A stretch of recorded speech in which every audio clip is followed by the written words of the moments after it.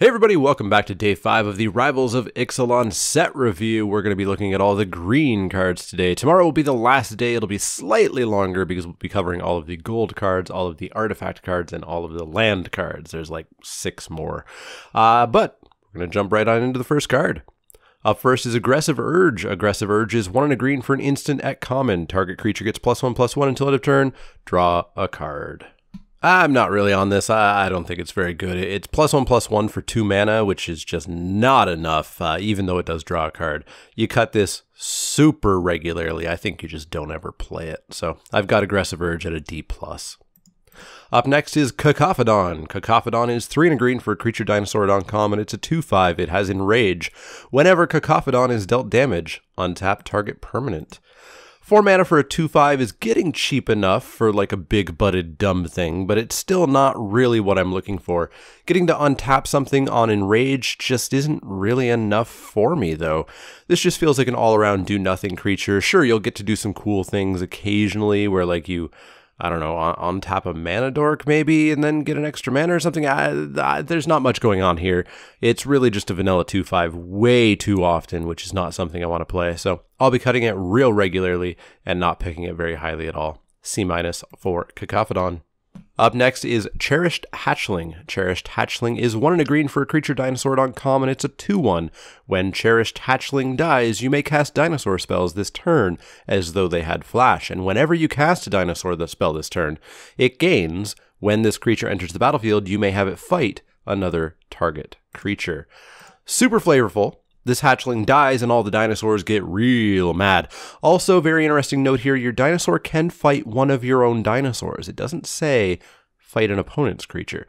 I actually can't remember a time that you've been able to fight your own creatures. Maybe this is the first time. I'm not positive on that. But it really won't often be the correct play, but it is something to keep in mind if you can enable a really cool Enrage trigger or something. Much like Raptor Hatchling, this is just a solid early play that can potentially get you some value later in the game. But that value is definitely a bit more conditional on you having dinosaurs in hand, having the open mana to cast them at instant speed, having viable targets, etc. I think I'm going to put this down to a B-, whereas Raptor Hatchling was a B. I like that you always just get the dinosaur after Raptor Hatchling. That's great. This, you may just not have the mana to do anything. You may not have a viable target to do it. So it's a B-, and I think it's a B- at best. It's good, but it's going to be a vanilla 2/1 a lot of the time. So B- for Cherished Hatchling. Up next is Colossal Dreadmaw, back from Ixalan. Colossal Dreadmaw is 4 green for a creature dinosaur at common. It's a 6/6 with trample. Just like before, it's a C. It's a totally fine French vanilla test passing creature. It's a 6/6 for 6 with a very relevant ability. It's still not the fastest creature to come down. You generally would prefer to be getting this down a turn or so earlier with some ramp.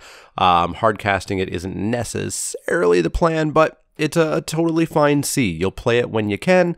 You won't go out of your way to pick it. You won't go out of your way to play it. And you'll be fine with it when you do play it. So a C for Colossal Dreadmaw. Up next is Crested Herd Collar. Crested Herd Collar is 3 green for a creature dinosaur at uncommon. It's a 3/3. It has trample. When Crested Herd Collar enters the battlefield, create a 3/3 green dinosaur creature token with trample. Yet again, for 2 sets in a row, Colossal Dreadmaw is immediately made obsolete by a card that's adjacent to it in the set review in alphabetical order. Last set it was Carnage Tyrant, which was literally just better than Colossal Dreadmaw. Same casting cost for a 7/6 trample hexproof that couldn't be countered. Here, we get a 6/6 trample for 1 mana less, for 5 mana. Poor Colossal Dreadmaw, just constantly being made obsolete. Now this one is, you could argue it's potentially better or less good or whatever because it's 2 3/3s as opposed to a 6/6. It doesn't quite trample over like a 6/6 would, but this is still just a super, super good card. This helps you go wide. It helps you get to ascend. It's mana cheaper than Colossal Dreadmaw. It's only 5. This is just solidly good and should be a pretty high pick after bombs and removal. Easy B- for Crested Herd Collar. Up next is Deep Root Elite. Deep Root Elite is 1 and a green for a creature Merfolk Warrior at rare. It's a 1/1. Whenever another Merfolk enters the battlefield under your control, put a +1/+1 counter on target Merfolk you control. It's another Merfolk build around. It's easy first pick and go deep on Merfolk. It's a 1/1, so it could die somewhat easily, but unless your opponent has an immediate answer to it, you'll get some lasting value out of this, and unchecked, you're just going to overwhelm them, especially if you're doing something dumb with tokens or deep root waters or something. Not a bomb on its own, but it'll get you that value really easily if you're in a Merfolk deck. So A- for deep root elite. I think you do first pick this and go deep, and as long as it doesn't just immediately die, you're going to get some lasting value. Up next is Enter the Unknown. Enter the Unknown is a single green mana for a sorcery at uncommon. Target creature you control explores. You may play an additional land this turn. So this is probably just better than Explore. You get to play it earlier because you get to play it on turn 1. While you're not guaranteed the card draw that you are guaranteed from the card Explore, not the mechanic Explore. Potentially getting a counter on a creature may be just as nice and make this potentially a bit more relevant as a late draw. Drawing the card Explore on turn 10 just doesn't really do much of anything. Drawing this, at least you might get a counter out of it. I'm not sure the exact place where I would pick this, but I'd say it's high-ish, might even be a strong word. It's definitely middle of the pack. I'm just not quite sure if it's high mid-pack, or late mid-pack, but it's somewhere around there. I'm always going to play the first one of this, I think, at least to start, so I've got it at a C. It could turn out to be terrible. It could turn out that it just does nothing too often, but I'm going to start Enter the Unknown at a C. Up next is Forerunner of the Heralds. Forerunner of the Heralds is 3 and a green for a creature Merfolk Scout at uncommon. It's a 3/2. When Forerunner of the Heralds enters the battlefield, you may search your library for a Merfolk card, reveal it, then shuffle your library and put that card on top, just like all the other Forerunners. Whenever another Merfolk enters the battlefield under your control, put a +1/+1 counter on Forerunner of the Heralds. So I think this one competes with Dinosaur Forerunner for my favorite / most powerful. Getting a Merfolk creature could be great if you're going and grabbing your Deep Root Elite or your Herald of Secret Streams or your other powerful Lord or Lord-like Merfolk. If you're grabbing a lesser one, it's definitely less good. Like if I'm going and grabbing a 2/1 or a Jade Guardian, it's going to be less good, but you are still grabbing something. So that's fine. And you're going to make Forerunner 4/3 next turn at least. Making this thing bigger and bigger is just gravy. Yet another card that the all-in Merfolk deck is going to be very happy to have. I'm going to stay at a C+ on this one. I'm not going to go quite up to the B-, but I think if you are in like the dedicated, I'm literally not playing anything that isn't Merfolk deck, then B- would be appropriate. So C+, I think, for Forerunner of the Heralds, other than being a B- if you are in the literal all-in Merfolk deck. Gulta, Primal Hunger is up next, the final Elder Dinosaur. Actually, sorry, not the final Elder Dinosaur. Gulta, Primal Hunger is 10 green for a legendary creature Elder Dinosaur at rare. It's a 12/12. Gulta, Primal Hunger costs X less to cast, where X is the total power of creatures you control. It also has Trample. Curving into this on turn 5 or so is going to be an absolute beating. I feel like this card's going to be very grown testy when it comes down that early, because suddenly you're facing a 12/12 Trample, which is not something you typically face arguably ever, and certainly not on turn 5 in Limited. The Trample on this makes it extremely dangerous because it can't just be chump blocked forever. It can be chump blocked once or twice, and then you're just dead. I think this is an easy first pick, though I think you do have to build around it. You know, if you open this in sealed and you have the makings of a low-to-the-ground green-white dinosaur deck and no ramp, I don't think you play Gulta. But if you do have the ramp, if you do have the big creatures to really get this out early, then I think it is something you certainly always play. You do need a good fundamental curve happening. You know, you can't have just a whole bunch of 4 and 5 drops and hope to get there. It's going to be way better if you do have maybe even a 1-drop and a 2-drop that's going to come down, and 3 drops that are going to come down, and 4 drops that are going to come down. So you're going to have a real board established by turn 5 or turn 6 and be able to cast this. So be careful with that. Make sure that you do build correctly. I'm not going to go to the A+ level just because, you know, you might get screwed over by your opponent picking off your creatures, and suddenly this is going to have to cost a 10 or 11 mana, and you're just never going to play it. But I'm going to keep it an A. Just make sure that you do build around it. So A for Gulta, Primal Hunger. Gilt Grove Stalker is up next. Gilt Grove Stalker is 1 and a green for a creature Merfolk Warrior at common. It's a 2/1. Gilt Grove Stalker can't be blocked by creatures with power 2 or less. Well, at least it's not being chump blocked by a 1/1, which is the worst fate for a piker, of course. Still, this does get blocked pretty quickly, so I can't really justify going any higher than a C on this. It'll likely be a C-, even that you just cut regularly. It's just a piker in 99% of cases, so C-, I think, for Gilt Grove Stalker. It's just not that great. Cut it regularly. Hardy Veteran is up next. Hardy Veteran is 1 and a green for a creature human warrior at common. She's a 2/2. As long as it's your turn, Hardy Veteran gets +0/+2. So it's a bear that attacks like a 2/4. That's fine. Not blocking well seems a touch antithetical to green, since you're typically looking to hit the late game. Ultimately, this is just a bear with a very minor combat upside in that it's going to survive facing off another bear, but it's not going to do much else. So ultimately, I think this is like, I don't even think it's an upside enough to be a C+. I think it's just going to be a high C. So C for Hardy Veteran. Up next is Hunt the Week. Hunt the Week is 3 and a green for a sorcery at common. Put a +1/+1 counter on target creature you control, then that creature fights target creature you don't control. I don't really like that Savage Stomp is in the same format as Hunt the Week. Savage Stomp is literally this card, except it costs 1 mana less. And if you cast it on a dinosaur, it costs 3 mana less than this card. Again, I have problems with the design of the set when we have such identical cards with one just literally being a better version of the other in the same set. It feels weird. Disregarding the design, this card is of course solid. You'll pick it highly. You could even get away with first picking it in several packs. It'll kill a billion things while making your creature permanently bigger. It's just solid. Easy B for Hunt the Week. Why is it in the same set as Savage Stomp? No idea. Or not set, but format. Up next is Jade Bearer. Jade Bearer is a single green mana for a creature Merfolk Shaman at common. It's a 1/1. When Jade Bearer enters the battlefield, put a +1/+1 counter on another target Merfolk you control. It's a 1-drop that you really don't want to play on turn 1. There's a lot better cards out there. This is a good example of a card that's totally fine if I was able to just sort of pick it up, put it in my deck box, and then put it down for free. But having to put this card into your deck, have it take the place of another card, and have it take the place of a card draw that could be something else, especially late in the game, is extremely high cost that new players do often overlook. Putting a card in your deck is costly. And it's in fact quite costly, so you need to make sure those cards that you're putting in your deck are good. This is a 1-drop that is way too costly due to the value of card slots in your deck. I don't think you play this at all. I think it's a D+. I really don't care for this card. It's terrible on turn 1, which is not what you want your 1-drop creatures to be. And late in the game, it's just a counter and a 1/1. That's not worth a card to me. So D+ for Jade Bearer.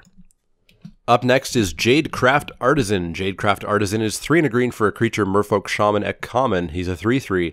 When Jadecraft Artisan enters the battlefield, target creature gets +2/+2 until end of turn. This card has been seen before as Jiva's Force Mage, except it costs 3 mana, not 4.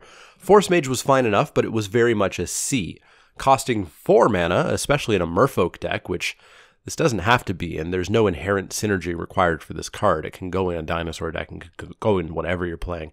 It just isn't going to fly for me as a good card. I'm going to start this at a C- and probably cut it quite a bit. It's playable enough. I just don't think that it fits into enough decks with it being a 4 mana 3/3. So fine enough, but I'm going to put it at a C-. I'm going to cut it somewhat regularly. If I have to play it, it's not the worst thing in the world, but I'm not going to be on the lookout for it. Up next is Jade Light Ranger. Jade Light Ranger is 1 green for a creature Merfolk Scout at rare. She's a 2/1. When Jade Light Ranger enters the battlefield, it explores. Then it explores again. It's 2 explorers without cheating. Potential 4/3 for 3 is fine, and Merfolk synergies are great with it. Getting a land or 2 from a 2/1 or a 3/2 is fine as well. Everything here is just all around fine. It's not first pickable against removal or like a foil super awesome bomb or something, but it is a high enough pick that you'll be very happy to have it in your Merfolk deck. And of course, you can guarantee this is a 4/3 if there's a non-land on top. You can just keep it on top and reveal it again. So I like Jade Light Ranger quite a bit. It's not a bomb by any shape of any stretch of the imagination. So I'm going to go with a B on it. It can be first pickable if the pack's a little bit weak, and you're always going to play it, and you're always going to be happy, but it's not going to be the thing that just ends the game immediately. So solid B for Jade Light Ranger. Up next is Jungle-Born Pioneer. Jungle-Born Pioneer is 2 and a green for a creature Merfolk Scout at common. It's a 2/2. When Jungle-Born Pioneer enters the battlefield, create a 1/1 blue Merfolk creature token with hexproof. 3/3 for 3? Sure. Being spread across 2 creatures hurts its combat ability a bit, but ups its survivability, as well as its go-wide strategies. Your opponent can't just kill this 3/3 with a single removal spell. Generally, assuming it doesn't kill 2 things. But you know what I mean. Ultimately, this is just fine. It's a middle-of-the-road C. I haven't been overly impressed by the 1/1 Merfolk tokens, to be honest. They just have never quite done enough for me, and they've never done enough for the people I've played against who are going deep on those tokens. We'll see if Rivals changes that at all. I'm starting this at just a C. I'll play it if I've got a spot, and if I don't have to play it, and I won't feel bad. So C for Jungle-Born Pioneer. All right, that's enough jungly and jady merfolks. Let's go to Knight of the Stampede. Knight of the Stampede is 3 and a green for a creature human knight at common. It's a 2/4. Dinosaur spells you cast cost 2 less to cast. If you want ramp for dinos, this is probably fine enough and even blocks decently well for a couple more turns after it comes down. Obviously entirely deck dependent, but in the best deck for it, I think it's just like a C+. It's not a high pick. I feel like you can probably get these quite late, in fact, and I feel like you should get these quite late and not spend an early pick on them. But if you are going towards that big dinosaur deck, if you're trying to drop those 8 drops, 9 drops, 12 drops, whatever you're trying to drop, this is a card for you at like a C+. Otherwise, cut it very aggressively. I would say don't disregard it entirely, like especially in sealed where you might just need a 2/4 for 4 just to like live, but it shouldn't be on the top of your list. So C+ in the right deck for Knight of the Stampede. Up next is another reprint, Naturalize. Naturalize is 1 and a green for an instant at common, destroy target artifact or enchantment. Naturalize is a fantastic sideboard card. It is just a sideboard card, though. There is simply not enough enchantment and artifacts for you to ever main deck this. Don't let me see you main decking this. Pick it up. If you're in green and you're in draft and you see this come around and there's not much else going on for you, you pick this and you feel pretty happy about it because there are artifacts and there are enchantments that you'll be happy to side in a 2-mana instant speed removal spell for. But keep it in the sideboard. D+ for Naturalize, just like always. Up next is Orazca Frillback. Orazca Frillback is 2 and a green for a 4/2 creature dinosaur at common. That's it. It's Frenzied Raptor's green friend. It's Frenzied Raptor, but in green. Fine enough card if you're going to go very aggro, but otherwise it's very cuttable. It's a C at the best of times. C for Orazca Frillback. Up next is Overgrown Armasaur. Overgrown Armasaur is 3 green for a creature dinosaur at common. It's a 4/4. It has Enrage. Whenever Overgrown Armasaur is dealt damage, create a 1/1 green Saproling creature token. You need to trigger this with it surviving at least once. At that point, you're okay, and it's kind of C level. But you really need to be triggering this a whole lot more for it to be much higher. I'll start with it at a C+, because I think you can hopefully block with this thing, maybe hit it, incidentally with Forerunner of the Empire or whatnot. But I'm not going to go much higher. So C+ for Overgrown Armasaur. I don't see the Enraged deck working this time around either. So I wouldn't go too deep on the idea. I wouldn't pick this and say, haha, I'm going to hit this thing 17 times with my 17 Riles that I'm playing. You still shouldn't play it. So C+ for Overgrown Armasaur. It's fine, but I don't think it's amazing. Up next is Path of Discovery. Path of Discovery is 3 and a green for an enchantment at rare. Whenever a creature enters the battlefield under your control, it explores. So every single creature has Explore. This is still a hard sell, though. Once it's down, giving every creature Explore is certainly powerful. Doing literally nothing until you've invested 4 mana, so probably a turn, and then the mana for the creature is a little bit problematic for me. I can see this accruing value over time, but I'm not sure if I can get past that initial investment. I'll keep an eye on it, but I'm going to start real low on it. I'm going to always pass it until I get it around, I'm in green already, and decide to give it a try. Or I'll wait for somebody else to try it and see how they do. because I don't want to risk it. I'm going to start this at a D+. I think it's a pretty standard do-nothing enchantment. Up next is Plummet, another sideboard reprint. Plummet is 1 and a green for an instant at common. Destroy target creature with flying.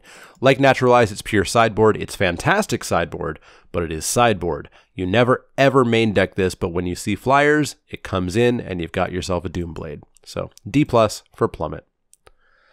Up next is Polyraptor. Polyraptor is 6 green for a creature dinosaur at Mythic. It's a 5/5. It has Enrage. Whenever Polyraptor is dealt damage, create a token that's a copy of Polyraptor, which means it has Enrage, which creates a copy of itself.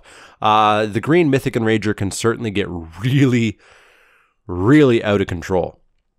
If you cast this with Forerunner of the Empire down, you can get 8 Polyraptors out of it. Just be careful. You do have to choose not to damage everything on the 3rd Forerunner trigger. If you do, trigger Forerunner, you will only get 7 Polyraptors. Oh no, you'll only get 35 power toughness.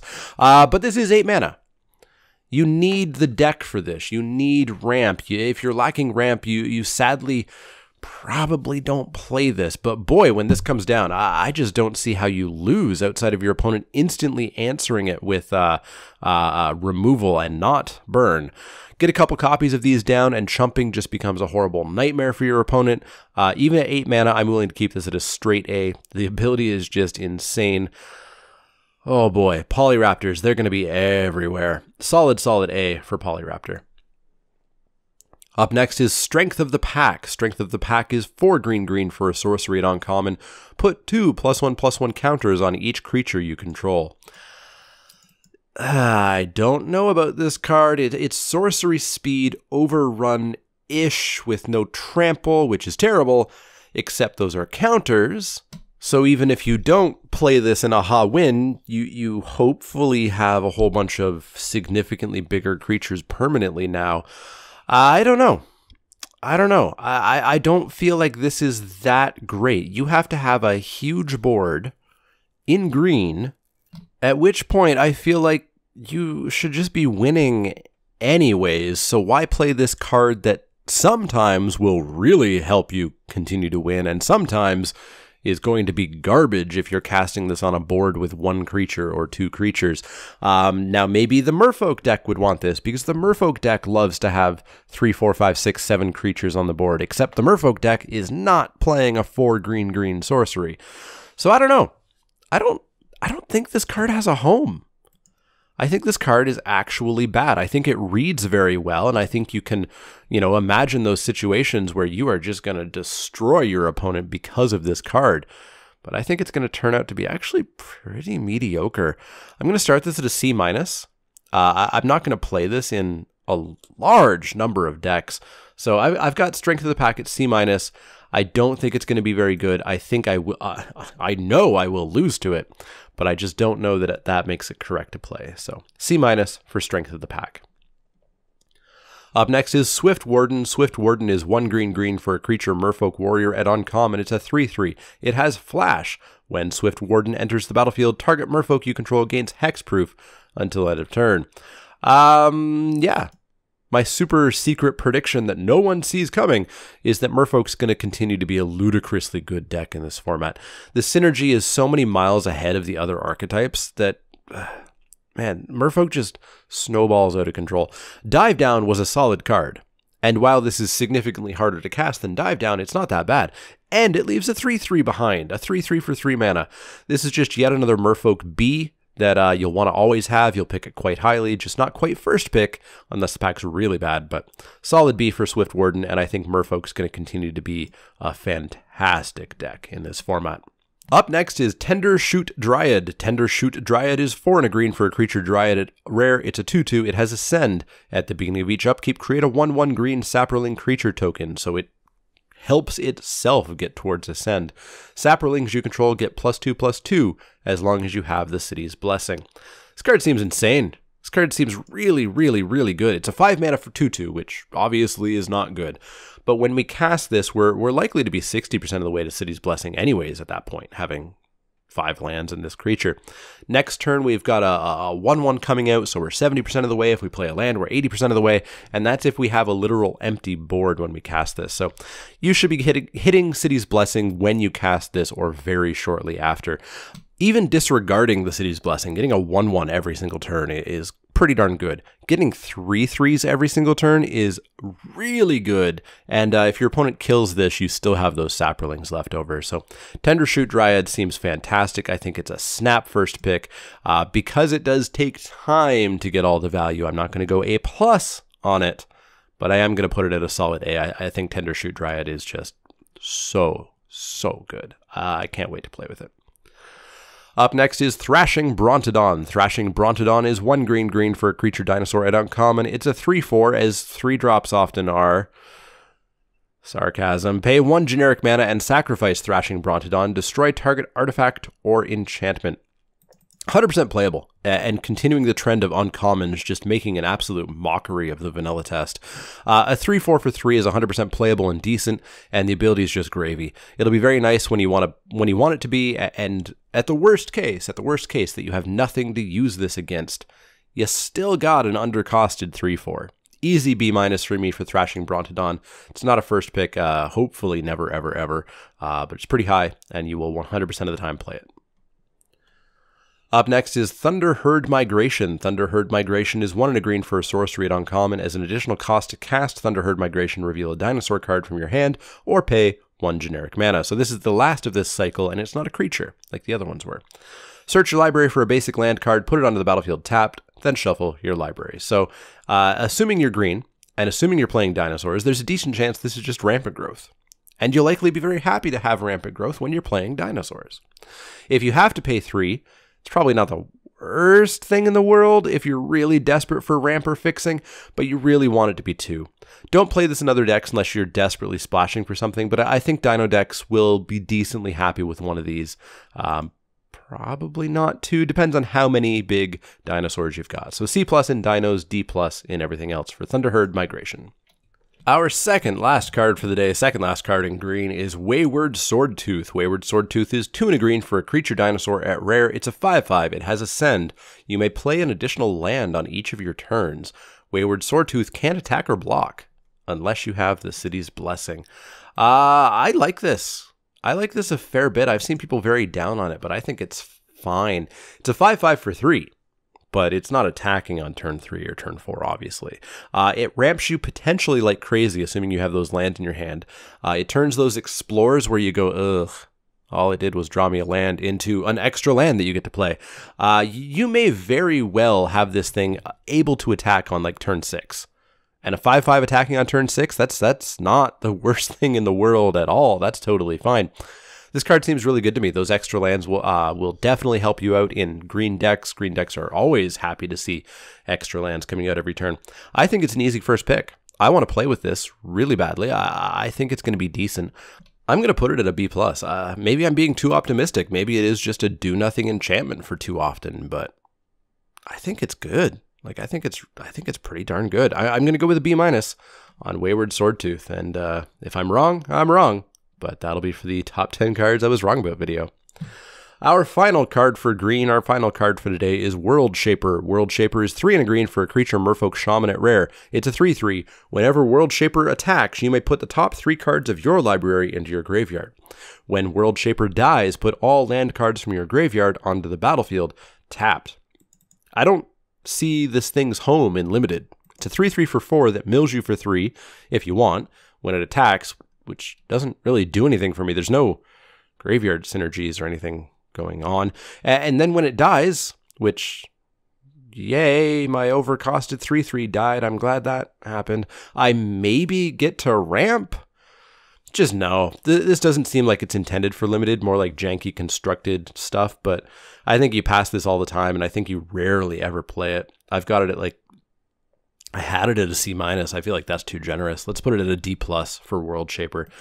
I just don't see a home in this limited format. Constructed jank, sure, but here, D+. So that's going to wrap it up for the green set review. That's the final day of monocolored set review. Tomorrow we'll be doing all of the gold, artifact, and land, so it'll be slightly longer, 6 cards longer to be exact. But yeah, let me know what you think of green. What cards are you excited about? What cards do you agree with ratings, disagree with ratings? Chat with me, chat with each other down in the comments below. Keep it respectful. Basically, everybody's done that. Those who haven't know who they are. If you do have any questions, comments, or suggestions, you can find me on Twitter at the Mana Leek. That's L-E-E-K, like the vegetable, not the card. You can also find me at facebook.com/ShamanAleek, twitch.tv/ShamanAleek, and patreon.com/ShamanAleek if you want to help out there. As always, if you like the content, click that thumbs up button, click subscribe if you want to see more, and if you do have questions, comments, or suggestions, let me know. Otherwise, see you all next time.